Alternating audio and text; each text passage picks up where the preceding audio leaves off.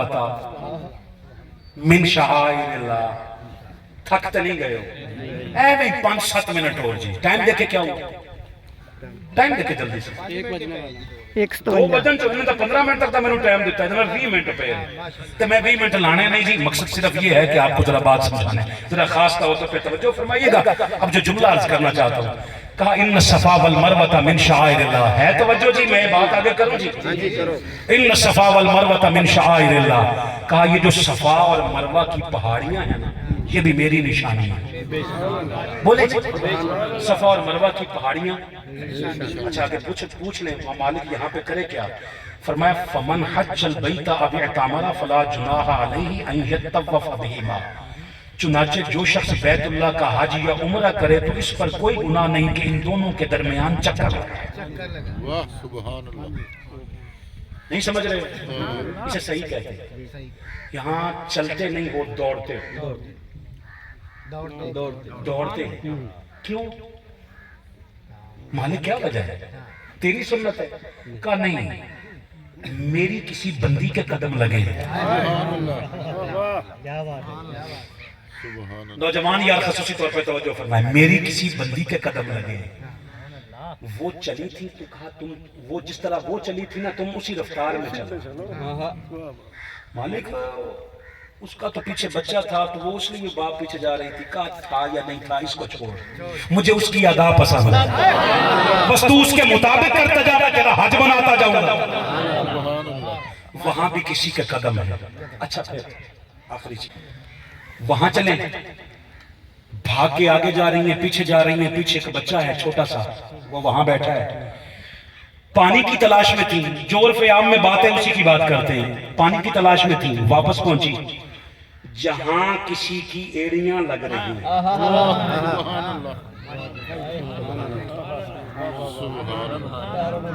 ایڑی بھائی جان پیر ہاتھ کی ہوتی ہے, نہیں پیر کی ہوتی ہے. آپ کا میرا ہاتھ لگ جائے تو پانی پینے کے قابل نہیں رہتا, وہاں کسی کے قدم لگے. اللہ قدموں کے دھون کو نہ ایسے پلا رہا ہے جو ساری زندگی کھڑے ہونے کا قائل نہیں, اس کے سامنے بھی زمزم آ جائے تو کہتا جی کھلو کے پینے. اتنا ادب کس بات کا ہے, آپ کو نہیں پتا یہ زمزم ہے. میں کہا جی زمزم بھی کسی کے قدموں سے ہی نکلا ہے. کسی کے قدموں میں اتنی برکت ہے. آقا علیہ السلام نا حضرت سرکار لجپال ابو طالب علیہ السلام کے ساتھ جا رہے تھے. میں ذرا چہرے دیکھا جی, ذرا چہرہ میرے اللہ آئے ہو جی, ذرا سارا میں چہرے کی پریشانی چیک کرا. جس بدبخت کو حضور کے خاندان کے ساتھ کوئی اصلی دشمنی ہو, وہ آ کے اپنا ڈی این اے ٹیسٹ کروائے اور ہم سے بیٹھ کر بات کرے. فاروقی 70 آیات قرآن مجید سے سرکار ابو طالب کی شان میں پڑھنے کے لیے تیار. ظالم تجھے ابھی تک ان کا ایمان نظر نہیں آ رہا جس کے بیٹے کا مقام یہ ہے کہ وہ اکیلا کل ایمان ہے. کلمہ نہیں پڑھا, تو نے کون سا کلمہ پڑھا ہے ظالم. سرکار لجپال, اس کو حضور شیخ الاسلام نے بیان کیا ہے. سرکار لجپال ابو طالب علیہ السلام ساتھ ہیں, راستے میں پانی ختم ہو گیا. ابو طالب, میں دوبارہ لفظ کہنا چاہتا ہوں, ایک بار پھر کہنا چاہتا ہوں, سرکار لجپال ابو طالب علیہ السلام کی بات کر رہا, حضور کے چچا جان کی بات کر رہا. ساری زندگی حضور کی خدمت کی, اس خدمت کے عوض سرکار نے کیا کیا. آپ جا رہے تھے سفر میں, آگے دیکھا پانی ختم ہو گیا. بیٹے پانی ختم ہو گیا, تلاش کیا پانی نہیں ملا. حضور علیہ السلام نے پاؤں کی ایڑی ماری, پیروں کی ایڑی ماری نا, اس میں سے چشمہ نکلا. چشمہ نکلا, سرکار نے فرمایا چچا خود بھی پیئے, سب کو پلائیں. حضور شیخ الاسلام فرماتے ہیں جس مصطفیٰ سے چچا کی پیاس نہیں دیکھی گئی. جو بولے ہو یار سلامت رہنا یار, جو نہیں بول پائے ہو اگلے سال بولنا جی. ایسے اس بار ذرا تہیہ کرنا, اگلے سال بولیں گے زندہ رہے تو انشاءاللہ. جس مصطفیٰ سے چچا کی پیاس نہیں دیکھی گئی, وہ بغیر کلمہ پڑھائے اسے کیسے جانے دے دیا. کلمہ پڑھنے والے اور ہوتے ہیں, کلمہ پڑھ کے جو مسلمان ہوئے ہیں وہ اور جو کلمہ پڑھ کے آئے ہیں نا وہ اور. پھر مجھے بتا, چل میں تجھ سے ایک بات کرتا ہوں.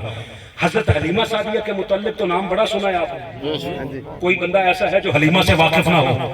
مجھے بتا حلیمہ کو کلمہ کس نے پڑھایا؟ حلیمہ جس وقت مصطفیٰ کو دودھ پلا رہی تھی تب بتا حلیمہ کا مذہب کیا تھا؟ اگر تو کہے کہ حلیمہ کا مذہب مسلمان نہیں تھی، کافر تھی، تو خود کافر ہو جائے. کیوں؟ قرآن کہتا ہے عیسیٰ علیہ السلام کو دریا میں سے اٹھا کے جب فرعون کے محل میں لایا گیا نا، سورۃ القصص ہے، آیت کا نمبر 12 ہے. تو فرعون نے کہا ساری دائیاں آ جاؤ، اس کو دودھ پلاؤ. ساری دائیاں آئیں، دودھ پیش کیا. اللہ کی عزت کی قسم، سر اٹھانا، میں اس پہ ہاتھ رکھ کے کہہ رہا ہوں موسیٰ نے منہ بھی نہیں لگایا. جو بچے آپس میں تبصرہ کر رہے ہو بابا بعد میں کرنا، بڑی خاص توجہ جی آپ کی. ہاتھ رکھ کے کہہ رہا ہوں. قرآن سے پوچھا وجہ کیا ہے؟ قرآن نے کہا وَحَرَّمْنَا عَلَيْهِ الْمَرَادِيَ مِنْ قَبْلُ، کہا ہم نے موسیٰ پر ان دائیوں کا دودھ پہلے دن سے حرام کر دیا تھا. موسیٰ پر کافرہ دائیوں کا دودھ حرام ہے، مصطفیٰ پہ حلال کیسے؟ اگر تو کہے جی حلیمہ مسلمان نہیں تھی تو خود کافر ہو جائے گا. ہم اہل سنت کے لوگ حلیمہ کو قرآن سے پڑھتے ہیں. ہم نے منہاج القرآن لوگوں والوں نے حلیمہ قرآن سے پڑھی ہے. یہی تو ایک دلیل ہے کہ مصطفیٰ نے پیا ہے تو حلیمہ پہلے سے مسلمان ہے. مگر میں سوال تجھ سے کرتا ہوں، اگر مسلمان ہے تو بتا حلیمہ کو کلمہ کس نے پڑھایا؟ کس نے پڑھایا؟ کیونکہ کلمہ پڑھے بغیر تو مومن مانتا نہیں. حضرت ابو طالب نے کلمہ نہیں پڑھا تھا. کلمہ نہیں پڑھا تھا. تیرا کلمہ کس نے چیک کیا ہے؟ تجھے کس نے اتھارٹی دی ہے کہ تو ان کے کلمے چیک کر؟ حضرت حلیمہ سعدیہ کا کلمہ بتا کس نے پڑھایا تھا؟ کیونکہ جس کا کلمہ تھا وہ تو گود حلیمہ میں ہے.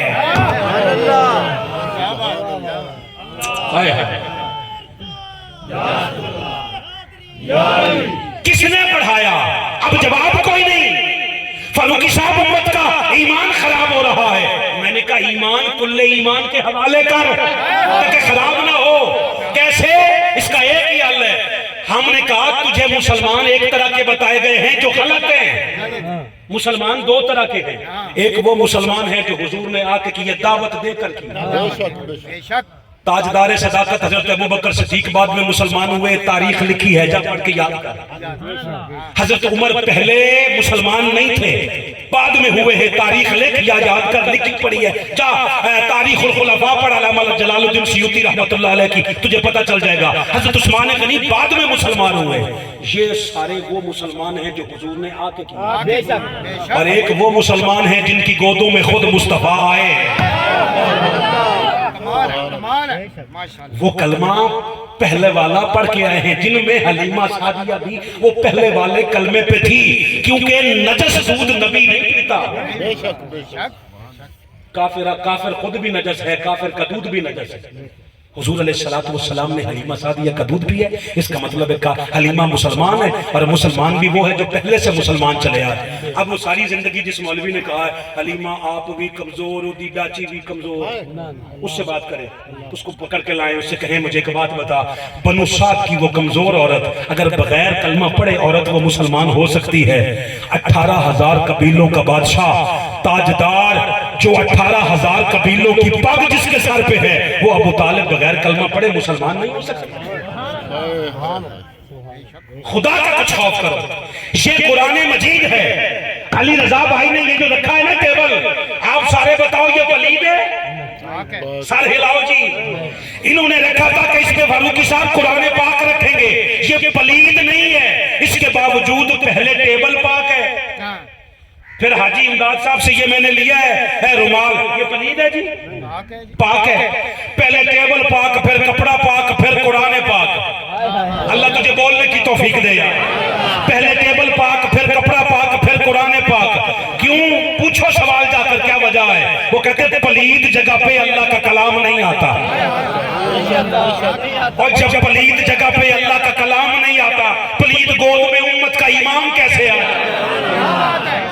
اللہ وہ گودے پہلے پاک کرتا ہے، ان گودوں میں پھر مصطفیٰ آتے ہیں. کیسی بات ہے، اللہ نے کچھ کے لیے گودوں کا اہتمام کیا تو پہلے پاک کیا، اور کسی کے لیے کعبے کا انتخاب کیا تو نسلوں سے پاک رکھا، ازل سے پاک رکھا. ازل سے پاک رکھ کے اس میں کوئی برکت والا 13 رجب المرجب کو آیا. بے شک بے شک. برکت ان ہستیوں کے ساتھ منسوب ہو جانے سے ملتی ہے. اپنی زندگیوں میں کسی ایسی بابرکت ہستی کو بساؤ جس کے صرف نام لینے سے. حضرت بایزید بسطامی رضی اللہ تعالی عنہ فرماتے ہیں اللہ قیامت کے دن کسی بندے کو بخشنا چاہے گا مگر عمل کوئی نہیں ہوگا. اللہ فرمائے گا چل اتنا کام کر، میرے کسی بندے کا نام جانتے ہیں؟ ہائے ہائے ہائے. کیا بات ہے کیا بات. وہ بھائی سارے ہی اللہ کے بندے ہیں کہ نہیں؟ مگر نہیں، وہ خاص بندے. کہا کسی میرے بندے کو جانتا ہے؟ جی مالک فلاں کو جانتا ہوں، میں خواجہ اجمیری کو جانتا ہوں، میں داتا حجویری کو جانتا ہوں، میں سری سختی کو جانتا ہوں، میں بشر حافی کو جانتا ہوں، میں قبلہ عالم نور محمد مہاروی کو جانتا ہوں. بس اتنا نام. کہا جا اس نام کے صدقے میں تجھے بخش دوں. برکت والی ہستیوں کے، جن کی زبانیں برکت والی، جن کے ہاتھ برکت والے، جن کے قدم برکت والے، جن کی ذات بابرکات، صاحب مظاہر حق کہتے ہیں حضور مکہ سے ہجرت فرما کر مدینہ پہنچے نا تو مدینہ کے در و دیوار روشن ہو گئے حضور کی آمد سے. بس دوستان محترم، اپنی زندگی میں کسی ایسی ہستی کا انتخاب کرو